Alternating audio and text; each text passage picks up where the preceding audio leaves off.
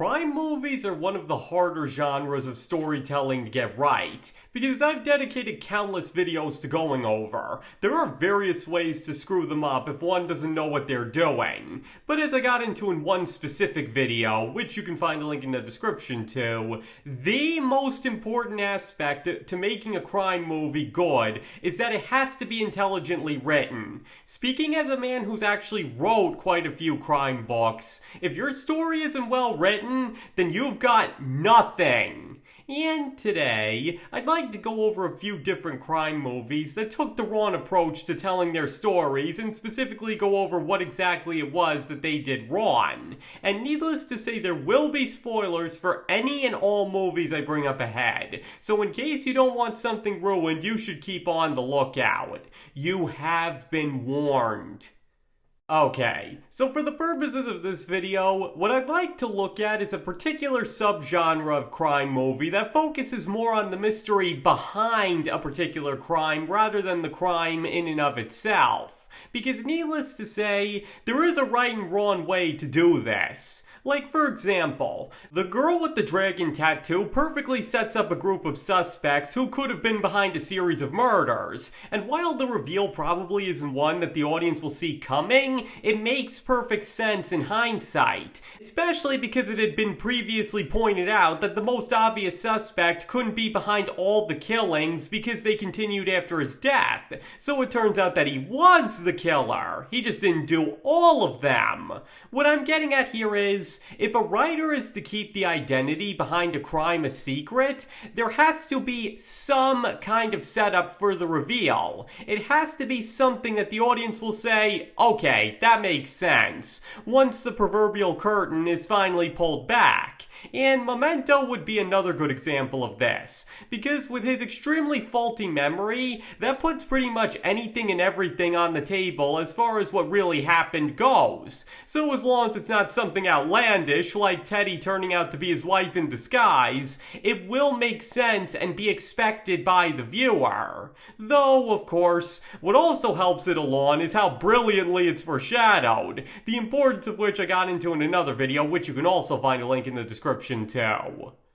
But on the opposite end of the spectrum, you have a movie like 2013's Side Effects, because simply put, it's often labeled as a mystery thriller, and yet for most of the runtime it doesn't come across as either of those things. To keep a long story short, the movie does such a good job of selling Emily's depression that it looks like the answer has to lie in something else and that she's just an innocent victim of circumstance. So when Banks comes to suspect that she had orchestrated the whole thing, most of the audience is apt to think that he's completely insane and then left totally dumbfounded when it's revealed that he's actually right. In other words, many have talked about how bizarre this movie feels, and a major reason for that is because it has a serious setup problem. Though ironically, in this case it's not so much about the fact that it doesn't set up the reveal, as it is properly foreshadowed, but puts up such a thick smokescreen that most aren't apt to see it coming and feel that it's out of place anyway. To put it another way, the audience has no reason to suspect Emily. There is no reason to believe that anything connected with her is going on beyond the fact that she's suffering from deep depression. But instead of tipping the audience off to the fact that something's up with her first, the narrative has Banks become suspicious of her while the audience still believes she's completely innocent and that he's on a wild goose chase. So once again, when it's revealed that he's right, it ends up feeling a lot more contrived than it's supposed to be. Honestly, it all comes across as more like something out of a paranoid schizophrenic's wildest fantasy than where the narrative's direction was naturally going. And the reason for this mainly comes down to its structure, because as I just said, for about half the runtime, the movie presents itself as a meaningful drama about a woman with severe depression who ends up doing something horrible through no fault of her own. But instead of running with that, the film suddenly does a 180 and reveals that she never had depression at all and faked the whole thing to kill her husband, get rich at the same time, and get away with it. But instead of feeling clever, it comes across across as totally out of left field. Because simply put, in order for the mystery to work, the audience has to know that something is wrong. They don't have to know what it is, but it has to be conveyed that not everything is as it seems and that there's somebody involved that can't be trusted. But by presenting itself the way it does, the movie isn't able to do that until it's far too late. The audience is led to believe it'll be a straightforward narrative I described before, and that if there was anything going on to be revealed, it would be that the manufacturer of the pills was doing something wrong. That's what the movie sets itself up for, but then veers off in a completely different direction. And as I've said many times before, simply fooling the audience isn't enough to make a story good. It has to be well written to back it up. And frankly, this movie does way too good a job at misleading the audience, to the point that even on repeat viewings, it can still be hard to believe that Emily was actually behind everything. In other words, the movie doesn't tip the viewer off to the fact that there's anything amiss with Emily's depression. It's all played completely straight, and because the audience is never given any reason to be suspicious of anything they're seeing, they're compelled to take things at face value a lot longer than they should. So once again, as a result, Banks ends up looking like an idiot for suspecting her, and the fact that he ends up being right feels a lot more like some vindictive, bizarre wish fulfillment than what the natural progression of the narrative should have looked like. Or alternatively, the narrative doesn't just fool the audience into not suspecting Emily, but goes one better and fools them into thinking that it's a drama with no mystery surrounding any of the main characters at all. And once again, for a movie of this nature, you can't do that, because even though the reveal is foreshadowed, it doesn't feel earned. In order for it to work, the viewer would have to know that something wasn't right. They didn't have to necessarily point the finger at Emily, but the audience should have at least been tipped off to the fact that something weird was going on before pills ever got involved. Now, obviously, this isn't to say that a movie can't completely blindside its audience, but have it still work through subtle foreshadowing, as there are countless examples of that, with Ash turning out to be a robot and alien probably being one of the best. But as I explained in the aforementioned video, the difference is that said reveal doesn't feel contrived. Ripley had been distrustful of Ash from the start, and considering the futuristic setting, the fact that robots exist is not out of the realm of possibility. In side effects, however, a distinct lack of suspicion surrounding Emily or anything connected with her, as well as doing way too good a job of selling her depression, causes the reveal to not only blindside the viewer, but also not feel organic. Or to give another example of this, let's take a look at the forgotten 1954 noir Naked Alibi. Because the movie starts with a man named Al Willis getting arrested for drunk and disorderly conduct and initially isn't too happy about it, but eventually apologizes for his behavior. However, Police Chief Conroy insists that he's bad news and only becomes more convinced of that when all of the man's arresting officers mysteriously end up dead. The only problem is that Willis is a modest banker and model citizen with a wife and child and is beloved by everybody in the community, as well as that there's absolutely no evidence against him. But despite that, Conroy continues to insist that Willis is behind everything and won't leave him alone, much to the baker's distress. It even gets so bad that Conroy actually ends up fired from the police force for going after a civilian without due cause, but he still continues to insist that he's right and Willis is no good. Then shortly thereafter, Willis decides to take a trip to get away from being harassed, and naturally Conroy follows him. And once he gets down to Mexico, it turns out that Conroy was right and that Willis secretly leads a double life as a criminal mastermind. The rest of the film then follows Conroy's attempts to bring him to justice alone, and only aided by Willis's disillusioned mistress. Now, in this case, the problem doesn't come down to foreshadowing or the fact that a spotlight isn't placed on Willis for the audience to suspect, as he does do a few questionable things even before it's revealed that he actually is a criminal. Instead, the issue here mainly lies in two things. The first is that Conroy comes across as so unlikable in his determination to take Willis down that he comes across as extremely petty and vindictive. In other words, he starts harassing somebody simply because of a look he had in his eye, and for a few threats he made that the officers probably get 20 times a day. So as a result, many wouldn't want to see him turn out to be right because he comes across as way too brash, and as if he wants to arrest him to satisfy his own ego, and just to have somebody pay for what happened whether they're guilty or not. So when it's revealed that Willis actually was behind everything, rather than evoking a shocked, "Oh my gosh, he was right," many are more apt to feel annoyed, "Of course he just had to be right," because his frankly borderline unethical pursuit of him and unsympathetic demeanor doesn't make him an easy person to root for on general principle. And let's face it, when a movie makes its main character so unlikable that many are actively rooting for him to fail, you know it's doing something wrong.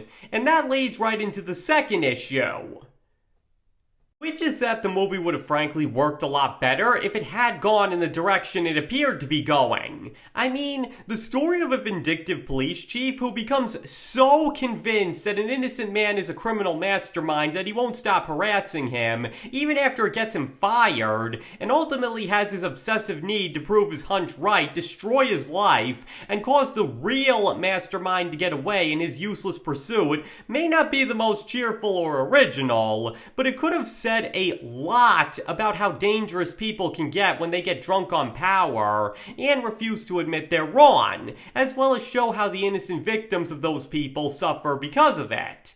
Now, to be fair, I don't know if a movie like that could have even been made under the Hays Code, as the censors were notably very strict when it came to portraying authority figures, and I'm no expert in this field, but it still would have made for a much better story overall, because the movie as is pretty much your standard fare of a lone man having to fight against a criminal empire like many noirs of that period once he gets to Mexico, to the point that the only thing that really stands out about it is its title. Other than that, it doesn't have anything to offer that 100 other crime movies made in the same era don't, which is a particular shame considering where it seems to be initially going. So in the end, the lesson behind both these movies basically amounts to that if the main character is going to be suspicious of somebody and have that suspicion turn out to be right, then the audience has to be given a reason to be suspicious as well, or at least understand that suspicion. Because as I said before, the viewer doesn't necessarily have to agree with them, but it's important that they at least get where they're coming from in their suspicions. But in both Side Effects and Naked Alibi, the audience isn't given any real reason to distrust either character beyond some superficial evidence that can be easily explained away. So as a result, when it turns out that they're right, it doesn't feel earned or like a natural progression of the narrative.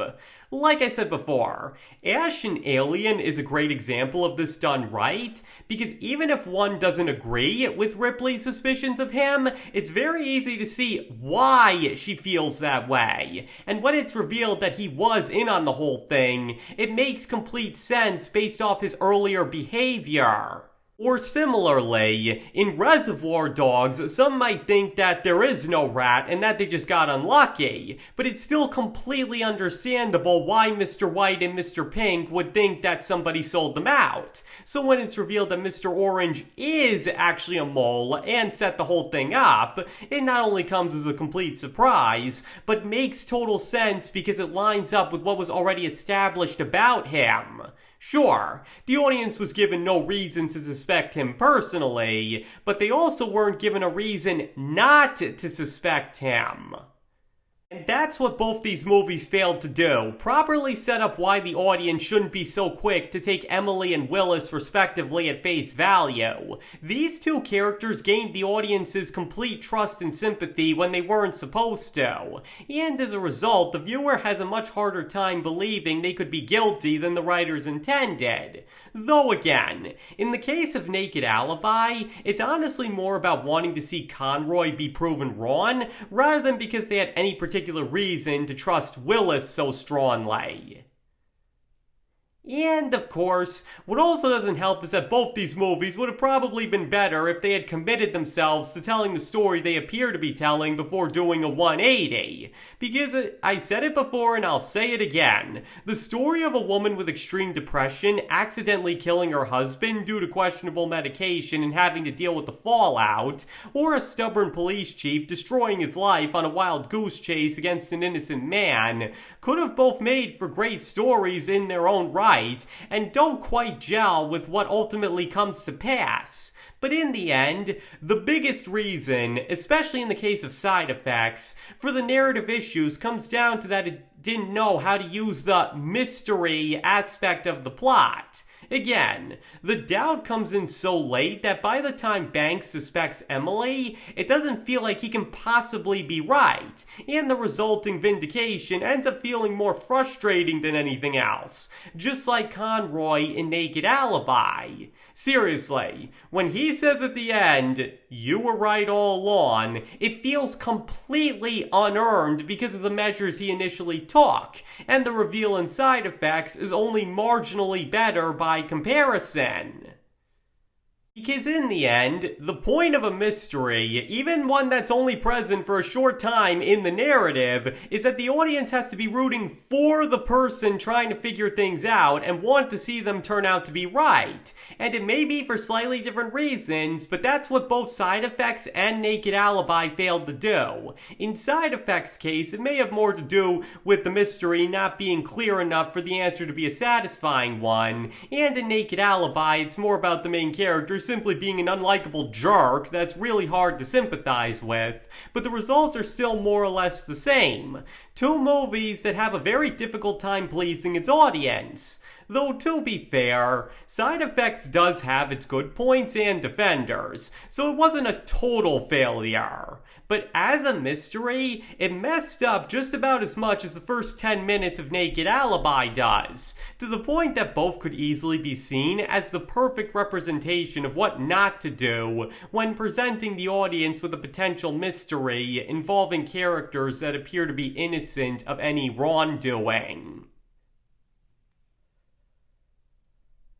Okay, I think that about ends this video. So now I'd like to hear your opinions. Do you believe that both Side Effects and Naked Alibi most definitely took the wrong approach when it came to fooling their audience, and that it would have suited them better to go with the stories they had initially set up? Or do you believe that they're a lot better than I was giving them credit for? Please feel free to let me know in the comments below. Because if you disagree with me about everything I just said, that is completely okay. You are entitled to your own opinion and can feel about this or any other topic we discuss here that you want to. And thank you all for watching. It is all very much appreciated. And I hope to see you all next time.